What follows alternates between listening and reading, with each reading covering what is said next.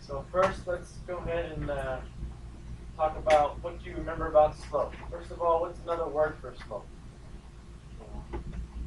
Another word for slope that's more common. Oh, rate. Yeah, rate. You guys did a lot of problems with rate times times equals distance. Okay. Another more complicated way of saying that is average rate. Average rate. That's technically what it is, the rate from average. So, like if we have a rate of 55 or 65 miles per hour, you said somebody drove at a rate of 65 miles an hour. It's not saying they drove exactly 65 from beginning to end all the time. It's an average along the whole thing. Average around the whole trip is 65. Another one would be similar to rate would be speed or velocity. So you're doing real life stuff. These are the words that you tend to see more often. You tend to see rate, velocity, and sometimes speed, especially like in science classes. Or growth might be another one. We talk about business. Growth is exceeded expectation or something. So growth. But so rarely do we actually, except in the pure math, we actually use the word slope. Keep that in mind. And when we're using formulas, we use n equals, and this stands for slope.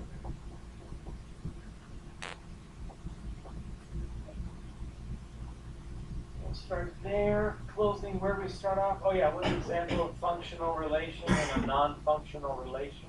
All right, get to it. What we're going to do. I guess the biggest thing we're going to be doing is today is finding the slope of the line and then the parallel and perpendicular part as well. That's the biggies.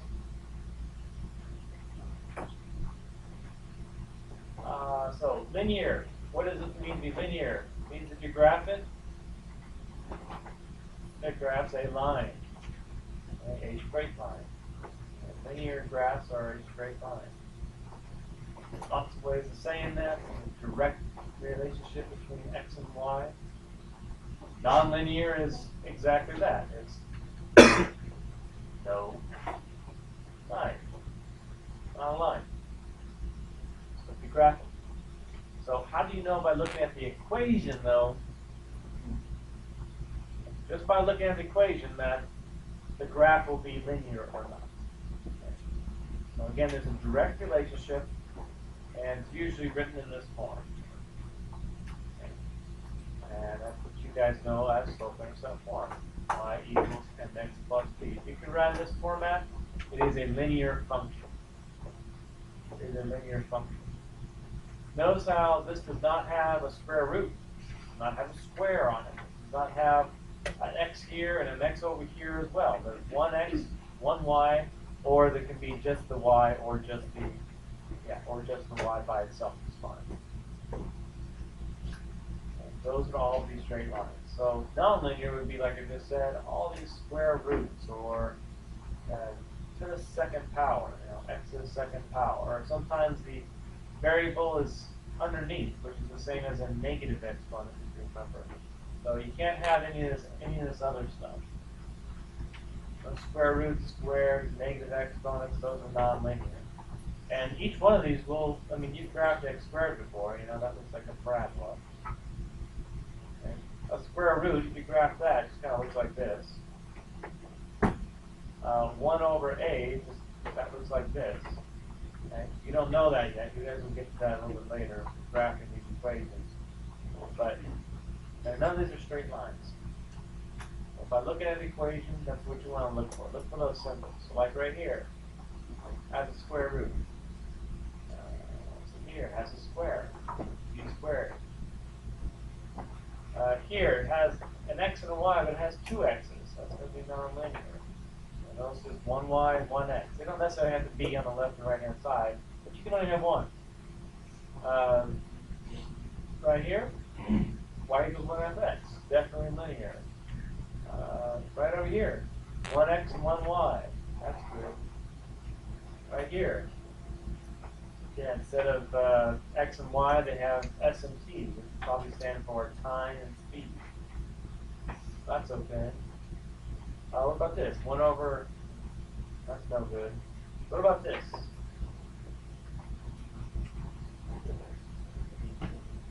See, that is a line. That is a line, but it's not a function. Here, x equals 9, that's just a vertical line. So, yeah, this is linear, but it's just not a function. That's kind of its own little special case. That's why you cannot write it as this format. You know, it said right here, it can be written as y equals mx plus b. You can't write this as y equals mx plus b because there is no y. The y does not change in the equation. I mean, the x does not change in the equation.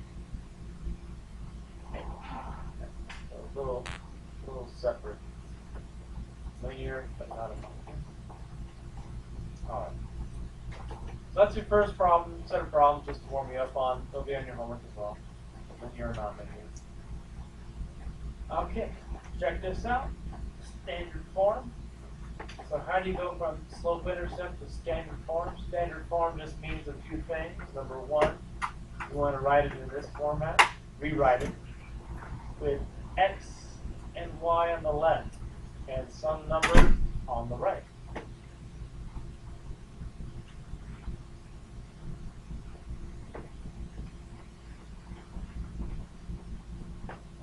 So that's the first step.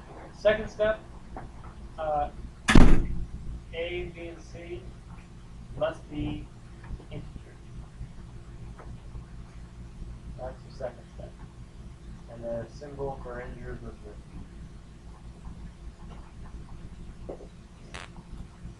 So 2 parts. Get the x and y on the left-hand side, and then we're going to have to make an integer. It's not already.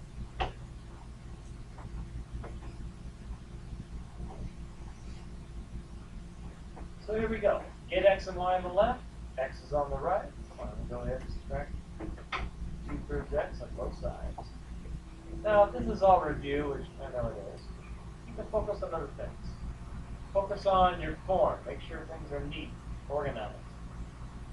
So we have negative 2/3 x. Notice how we'll write the y right underneath. Equal signs should line up.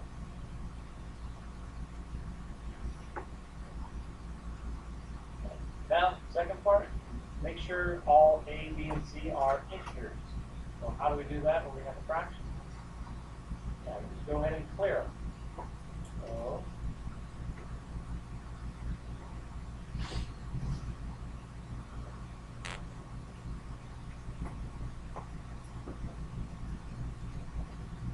go ahead and clear.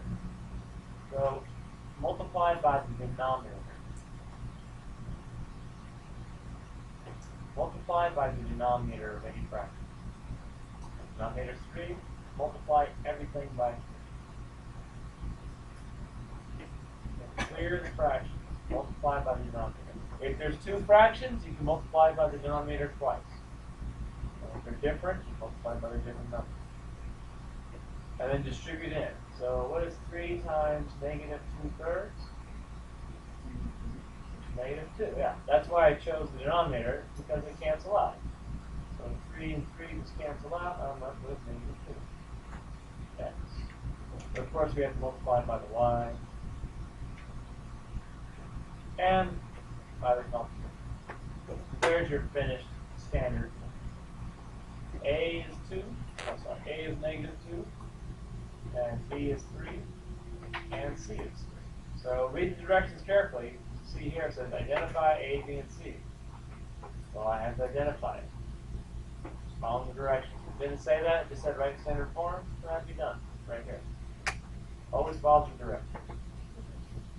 Alright, so again, 2 things. Put the x and y on the left, and then multiply through by any denominator. If there is one, if there isn't a denominator, obviously you're done. Question?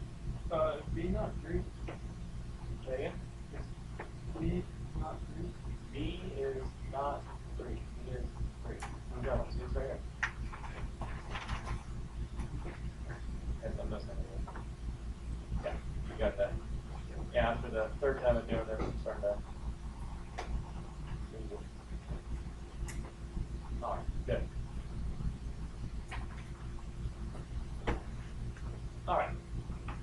guys try it out. See how it goes. Again, x and y on the left, clear fractions. Only integers for a, b, and c. Give it a shot on your own, and then check with someone next to you. Now this is the part, if you do this every day and make sure you know it, and then check it, again the next test will be much easier. You got to put in the time to make sure it's as easy as you think it is. Not just stare at it and say, I can do it. I'm not going to try though. Okay. Don't want to make mistakes.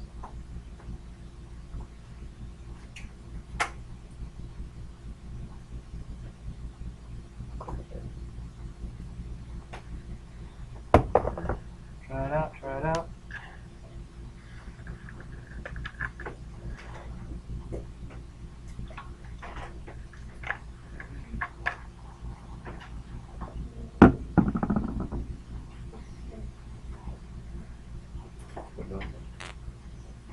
Later.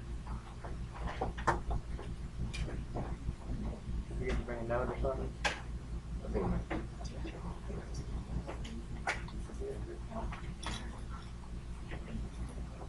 Okay, check with someone when you got it. Answer doesn't matter if it's wrong. Check. Oh. Good. Check, check. Ask yourself, what would you do if x and y both had fraction coefficients? What would change? Consider all the, what if everything was negative? What would change?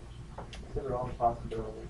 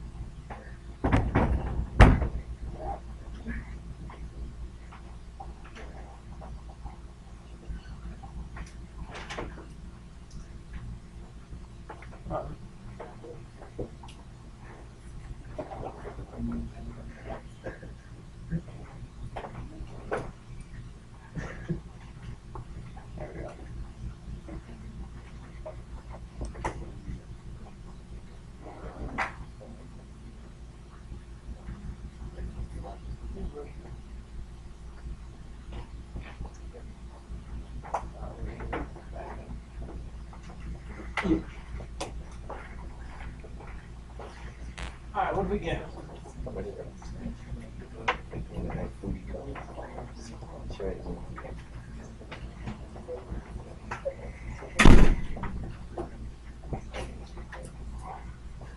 So this would be the end of step one.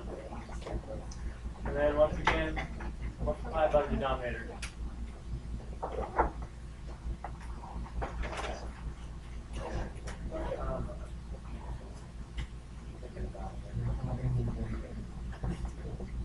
There. So we get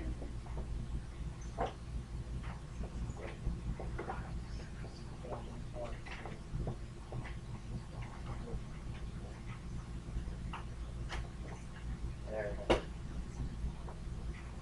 X plus 3y equals 9. So that there's no fraction. No fraction.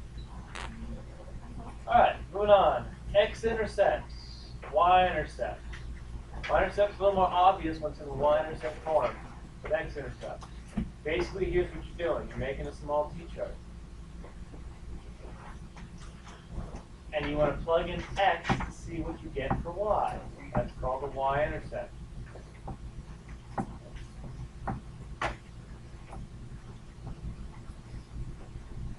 Then, you plug in 0 for Y and you get X. That's called the x-intercept.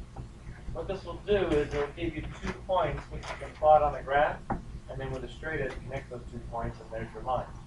The reason we like using these points because 0 is usually easy to plug in.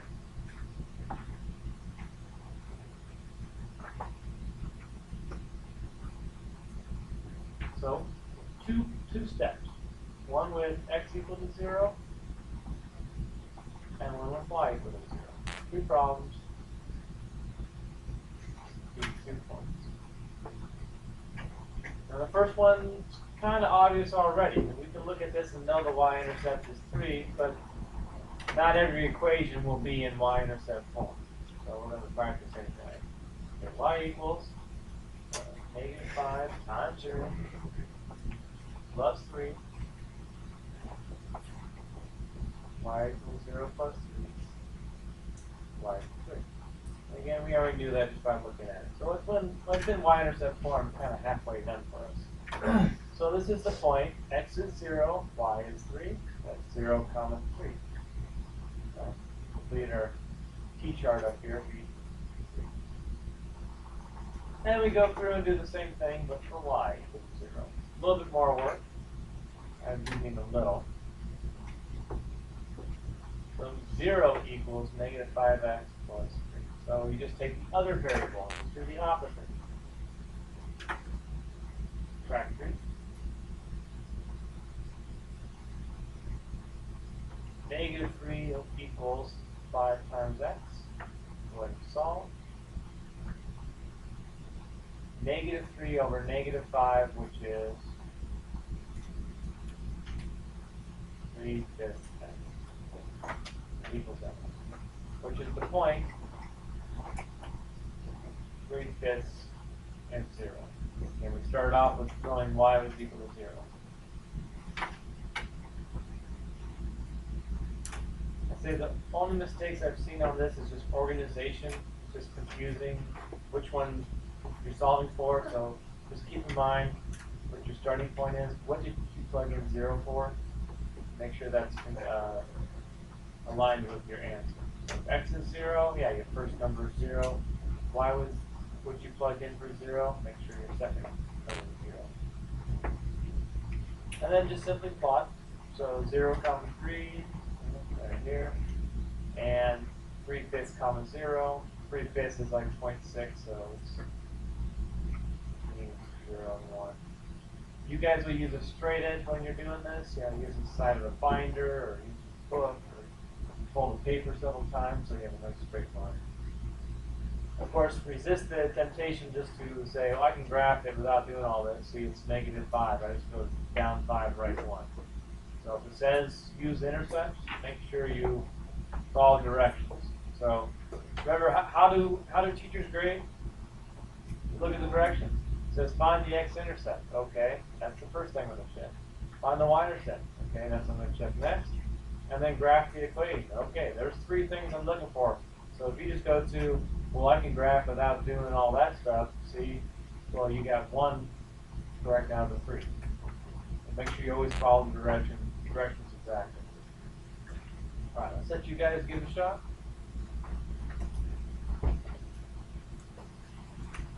Give some words for you on the right-hand side to help you remember.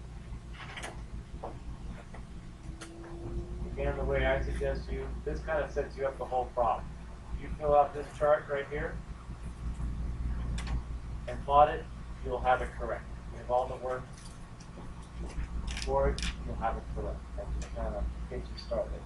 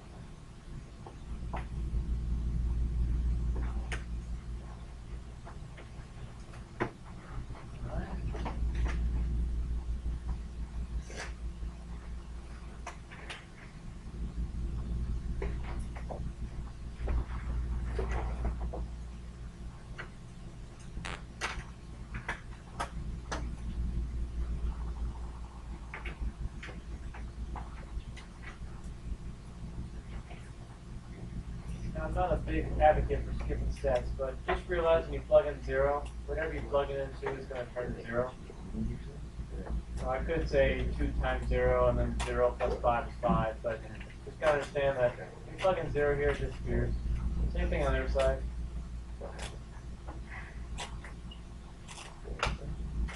What does y equal? Don't say 2. What does it equal? 1. Okay.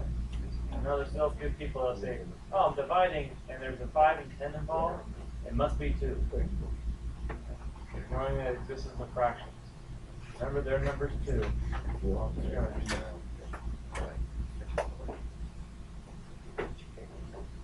And of course, I don't want to write this down, so I get an answer of 5 over 2 when it really should be negative 5 over 2.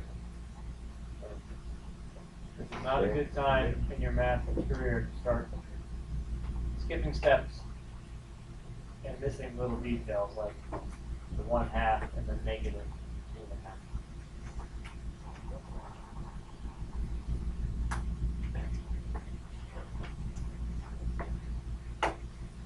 Now, when you guys are graphing all this, and if you get small numbers like this, be creative with the scale. You don't have to count by 1, 2, 3, 4, 1, 2, 3, 4 every time. If you're dealing with real small numbers, you can count by halves.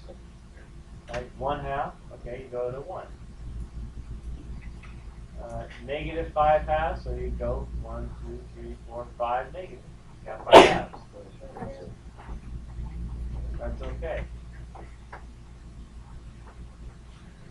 So if I ask you to graph, y equals 18 and x equals 27, so we count by 3's for each one, for the x's and the y's. So adjust your scale accordingly as you're making your graphs on your graph paper today. I do stress, do not show up with all your graphs hand drawn on your regular line paper. Do write them on graph paper. That wasn't an option. Okay. You can also go to the internet and print out, 8 of these or 10 of these on one piece of paper, and you can just staple it to all your work. You do not want to just have these, create these by hand. Question? What's that? Yeah, you can do that. Leave it as a fraction though. That's fine. All right, good. All right, let's practice a little bit of slopes. Practice some slopes.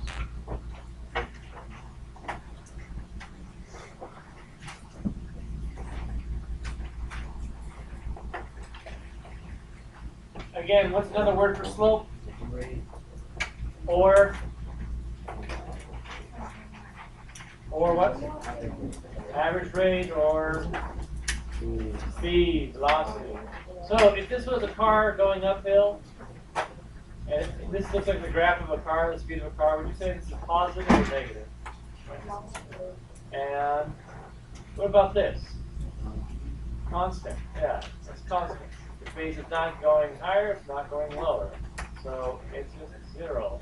Not gaining, not losing, but just holding steady. What about over here? It's negative, it's going down. What about over here? Now think about my car analogy. Can a car go straight up and down? No, that's undefined. There is no slope here. That does not exist.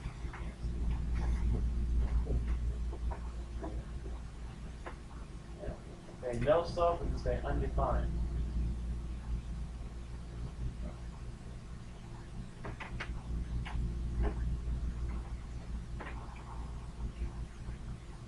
So use the car analogy. You can go uphill, it can go straight, it can go downhill. It's going to be falling off a cliff. That's the problem. How can you remember this? Well, when do you get no slope?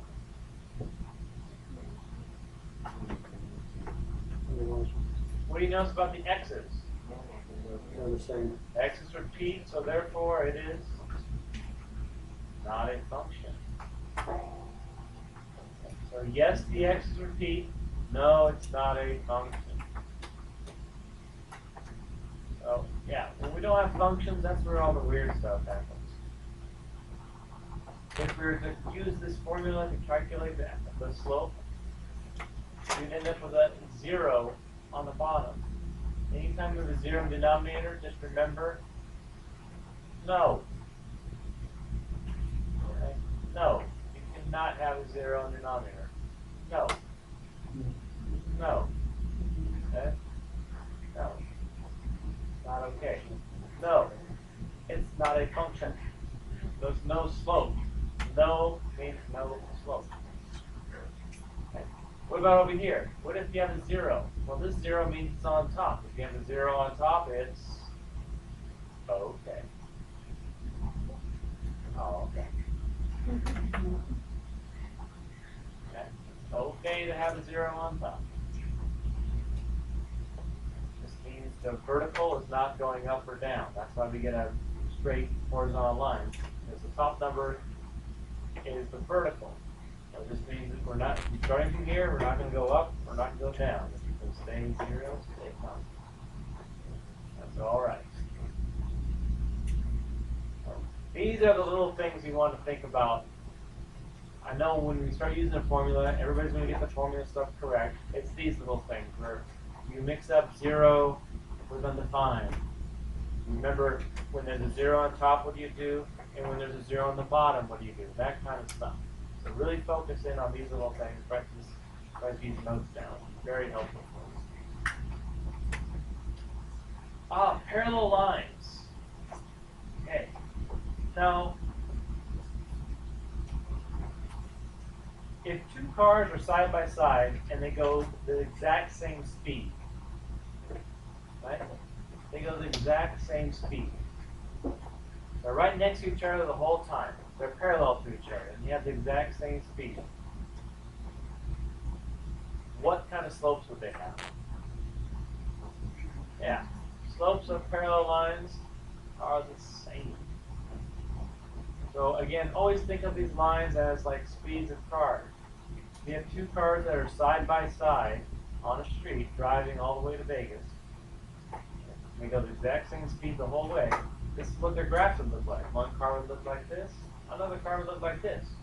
Because they're both going the same speed, the same rate, the same slope, the whole way there, side by side. So if their speeds are the same, their slopes are the same. For perpendicular, there's two conditions. One, opposite, and they're also reciprocal. So it means one's positive and one is negative, always. They're opposite. One's positive, one's negative, always. And then reciprocals flip the fraction. The most common mistakes with these two is just realizing what problem are you working on. Do you need a parallel slope or a perpendicular slope? Should I keep it the same, or do I need to do these two? We're going to practice first, just using the formula. Then we're going to practice each one of these. So we have 3 more problems just to go through. And you guys can get started. All right. First, find the slope. Here's what I suggest. Start with this. Blank parentheses. I call this the skeleton. Just like this. One of the more common mistakes is just double negatives. If you draw all your work like this, you won't make that mistake as easily.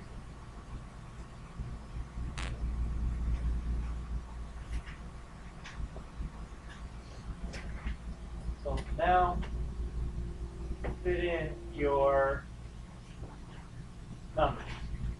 And go ahead and put your numbers in and see what you get. Let's try it out. So rise over run. So the y's go on top. So -1, -3. And on the bottom, the x's. -2 and 2. Go ahead and calculate it. Watch out for the double negative. This is why we want to use the skeleton. For the negative. Negative 1 plus 3 is?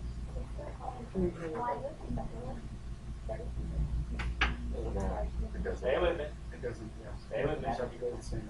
Stay with me. It ends up the same. So negative 1 plus 3 is 2. Negative 4 minus 2 is? Sorry, negative 2 minus 2 is negative 4. What do you get? Negative one. Negative 1 half. Now, as you guys heard, a lot of people probably said, well, no, this has to go right here, and this has to go right here. How come you get the same answer? Let's look at the graph. Negative 2 comma negative 1. That'd be right here. And 2 comma negative 3. Right about here. Now, this makes a straight line. Now, this is not a trick question. How many slopes does this one line have? How many slopes does this have? Just look at it. How many slopes are there? Say one. One. Yeah, there's one. Here's the thing. Does it, the slope from here to here is the same as the slope from here to here. There's only one line. There's only one slope. So it doesn't matter if I find the slope from here to here, like I did on this one, or like most of you probably found the slope from here to here. It's the same exact line. That's why we get the same exact answer. Okay. So let you know that you're still going to be learning something about slope today. I know they've really stressed it's y2 minus y1, all this other stuff. Just imagine there's another book somewhere that has this problem, only they wrote the 2 points this way. They wrote them, okay, find the slope between 2 and negative 3 and negative 2 and negative 1. You know, they just reverse these. Of course, you get the same exact answer because it's the same exact line. So the order doesn't matter so much. But notice how these still have to be grouped together. Negative 1 and negative 2, yeah, these still have to be together in the formula. But they can just be on the other side or this side. So, something to think about. So now you know if maybe you don't think you got it right one way, you calculate another way. So you can get the same thing. Oh, that's good practice there. We'll skip this for now. Let's have a little bit of practice on the parallels. So we need two things. We need to graph the line and give the point as parallels. Here's parallel. So what is parallel?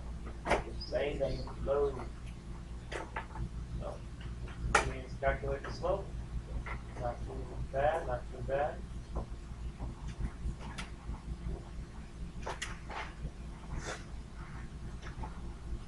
Get in slope-intercept form.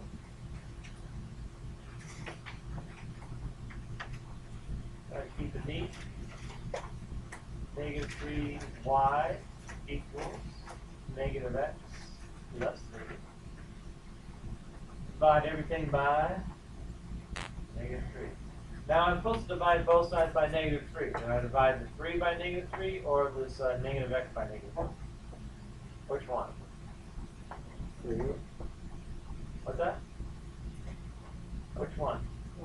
Both? Why both? The whole thing.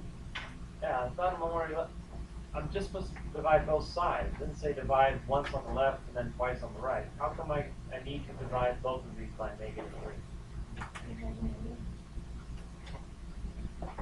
Yeah, I have to divide, that's true, I have to divide both of these by negative 3. It's the distributive property, or division. So I can't just divide one part of a side by 3, I have to divide everything by 3. So we get y equals negative 1 over negative 3. 1/3. Notice how I'm writing the answer. Getting the variables kind of right off to the side. 3 divided by negative 3. Negative 1. Slope is 1/3. There we go. Now you can use this information. Starting at negative 2, 4.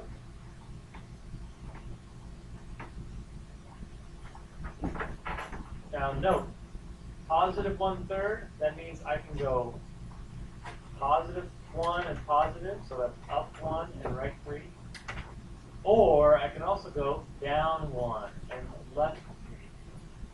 Notice how these will be the same line. Up 1 over 3, up 1 over 3, but down 1, left 3. It's the same line. Lower view. You want to be able to go either direction. Either direction. The reason for that is this. What if I had a point right here, and I said the slope was 5/6? What would you do? You can't go up 5 and over 6. There's no graph. But you can go down 5 and left 6. Right? And then you can graph. So never do this. Don't go up here and say, okay, I can just continue it. No, don't do that. Use the negatives, go the other direction.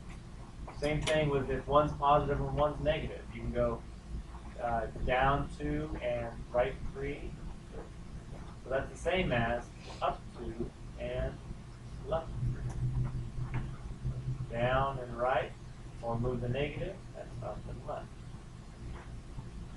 Play with that a little bit. Just recall that it should be on the exact same line. If we did go up 5 and over 6, it would be on the same line. So, fun fact. Alright, so that was parallel. So realize we just got the slope, and then we went straight to graphing. Next one,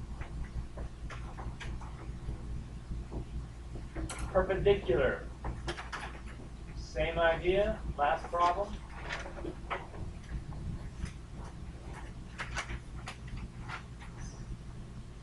Same idea. But at the end, we'll have a slope, but that won't be the slope we'll use. So again, divide by -2 on the left, distribute on the right-hand side. 1y equals positive 3 over 2. Let me go. 6 divided by -2 is negative. And so our slope, as you can see, our slope is 3 over 2. However, what is our perpendicular slope that we need to have? Yeah, so it's opposite. That means we went from positive to negative, and it's reciprocal. 2 over 2. Make sure you do this anytime it's perpendicular. You have to do this extra step right here when it's perpendicular. So now we can go to -6, 2. Constant 2 right here. And down 2, right 3. Down 2, right 3. Down 2, right 3. And so on. But we can also go up 2 and left 2. Up 2 and left 2. Same line, up 2 and left 2. Either direction will work. Go to the negative.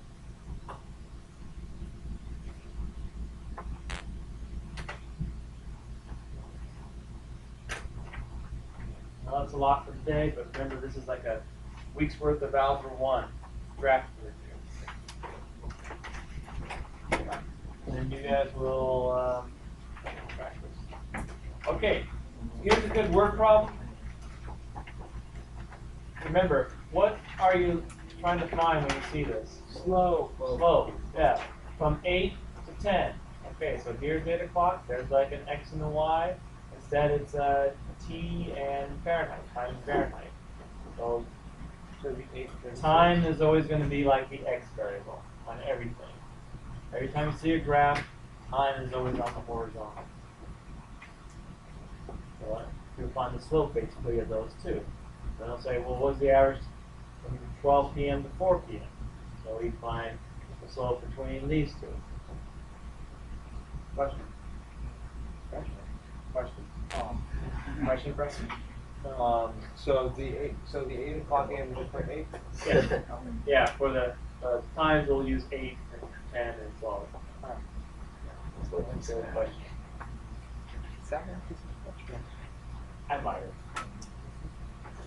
All right. So, what did you learn / recall? Okay, maybe the graphing with moving a negative, something like that. Maybe the parallel perpendicular slopes. Make sure you know that slope formula. Make sure you use this skeleton, because again, you guys all know the formula, but the mistakes were found with, missing a double negative. So start with this on all your slopes. Plug in your numbers. Play with the idea that you can go in any order. The slope from A to B is the same as the slope from B to A. Okay? That's why when you guys were doing lines in geometry, if you have line AB, well, line AB, right, is the same as line BA. Slope from AB and the slope of BA are the same exact line. Well, you can name it 2 different ways. Okay? And we already checked homework? I had up there a little bit earlier. Just check the work. Notice how it says find domain and range. If you didn't write down the domain and range and you just went to yes or no function, fill that in. And then your homework, leave on the desk on the way out. Make sure if you have multiple pages, they're all stapled together. Are we turning into?